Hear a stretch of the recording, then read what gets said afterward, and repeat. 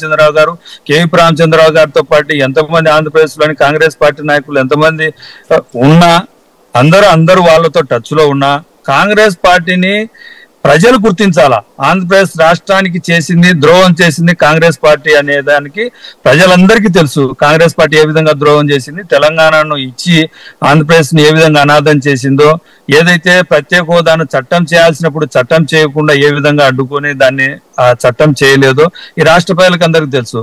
షర్మిల గారు వచ్చి కాంగ్రెస్ పార్టీ విధానాలు చెప్తాను తప్ప ప్రత్యేకంగా సొంత విధానాలు చెప్పే పరిస్థితి లేదు. సొంతంగా ఆమె ఏదో సొంత కార్యక్రమాలు చేసుకోవడానికో లేకుంటే ఇంకోటో.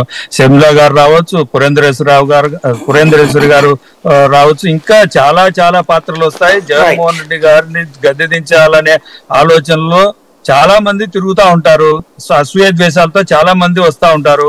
దానికన్నిటికీ రాష్ట్ర ప్రజలు బుద్ధి చెప్తారు. ఎందుకనంటే ఆంధ్రప్రదేశ్ రాష్ట్రం సుభిక్షంగా లేదు, ఏదో ఎవరో ఎత్తుకెళ్లారు లేకుంటే శ్రీలంక మాదిరి అవుతుందని ప్రతిరోజు చెప్తున్న చంద్రబాబు నాయుడు గారు చెప్పిన మాటలు, ఏదైతే ఈనాడు ఆంధ్రజ్యోతి పేపర్లు కొన్ని ఎల్లో పత్రికలు ఏదైతే రాస్తున్నాయో అవన్నీ అబద్ధమని రాష్ట్ర ప్రజలు నిరూపించే రోజు 2000.